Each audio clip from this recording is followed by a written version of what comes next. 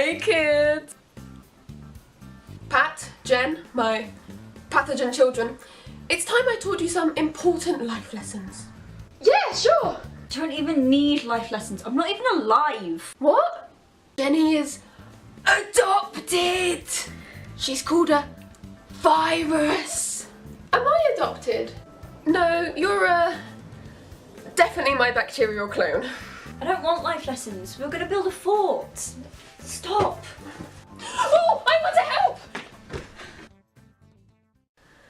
I'm done! No, Dad, you can't come in. No, it's well defended. We've got walls, we've got guards. You know, this fort reminds me of the human body. Why? It's time I told you kids about immune system.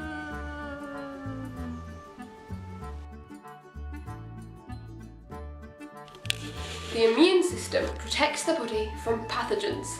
That's us. There are three lines of defense. Number 1, external barriers. Number 2, antimicrobial proteins, inflammation and fever. And number 3, antibodies, B cells and T cells. The first 2 are non-specific, but the third is specific. Let's talk external barriers. External barriers are a bit like a wall. I knew a joke about a wall once. I'm still trying to get over it.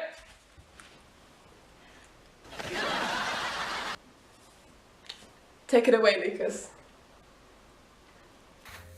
Hey everyone, it's me, Lucas the Mucus, and I'm here to talk to you about the first line of defense. So, firstly, we have physical barriers. We have mucus and cilia, stops bacteria getting into your lungs. We also have skin itself. We also have blood clotting.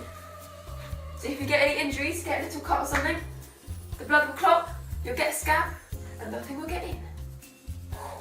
Chemical barriers. There's also barriers that are chemical, to either stop the bacteria or kill it before you can be infected. Earwax, for example. Stomach acid stops anything getting in your stomach, destroys it. Food, pathogens, all of it. Gut bacteria, some good bacteria that keeps your gut healthy. Secretions containing lysosome. That means any secretions from the face, like your tears or your saliva, contains lysosome, and that breaks down cell walls and kills bacteria and other pathogens. And we also have skin flora. And no, I'm not talking about flowers, you budding botanists. Don't let me plant that idea in your head. But skin flora instead is the colony of good microorganisms that live in your skin. And that's it. Thank you for watching. I have been Lucas the Mucus. I hope you have enjoyed my presentation. And now, back to my friends, Dad Pathogen and his kids. Well done, Lucas. Absolutely very good indeed. What happens if we get past the first line of defense? Just a human die. Then, inflammation. Inflammation is the biological response to infection. Jen, come act out with me. You can be a bacteria and I'll be a white blood cells. But I'm a virus. Shut up, Jen!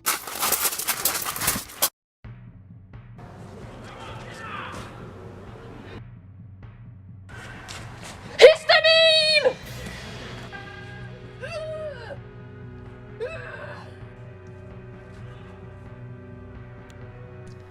Once the pathogens get into the body, they cause white blood cells called mast cells to release histamine. Not so fast! Histamine! Histamine! Histamine!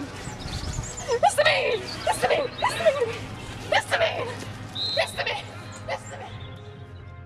Histamine causes arterioles to dilate, and blood flow is increased to the site of infection. The capillaries become more permeable, which allows blood plasma to leak out.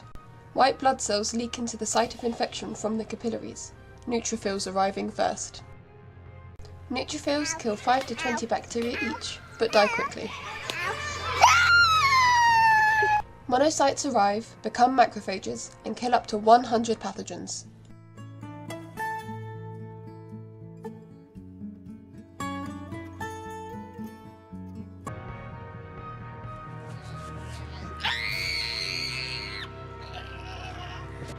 I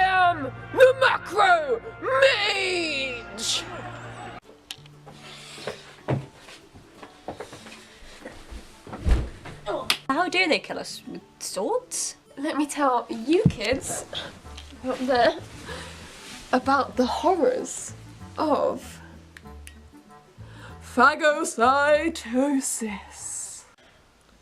It's how your Uncle Gary died. A phagocyte is attracted to the pathogen and attaches with the help of surface receptors. The pathogen is engulfed by the phagocyte into a vacuole known as a phagosome. The next step is called lysosome action.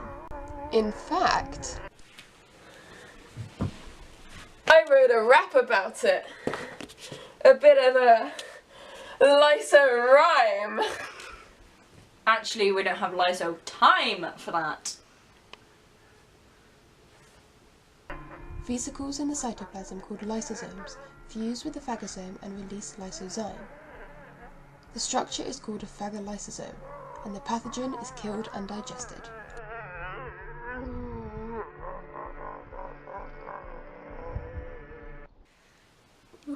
We get eaten alive? Was that story too scary for you guys? You look like you weren't peeling very well. That wasn't scary at all. Well, that's because you haven't heard what's happening to the virus. When a virus invades a cell, it stimulates interferon release. Interferons diffuse from the cell and bind to receptors on nearby cells. It stimulates those cells to inhibit protein synthesis and degrades viral RNA, which prevents viral replication. It also activates macrophages, which destroy infected hosts before they release the viruses. Oh, come on, cheer up, kids. Can I get you a drink? How about some immunity? That joke kills. Why? Well, I must just be a bit of a fun guy. Dad, be serious. But kids, I am be serious. Bacillus cereus? The bacteria found in food that produces toxins? No? Tough crowd. Anyway, good night, kids. Maybe tomorrow night I'll tell you about specific immunity. Huh? Huh? Don't let the white blood cells bite.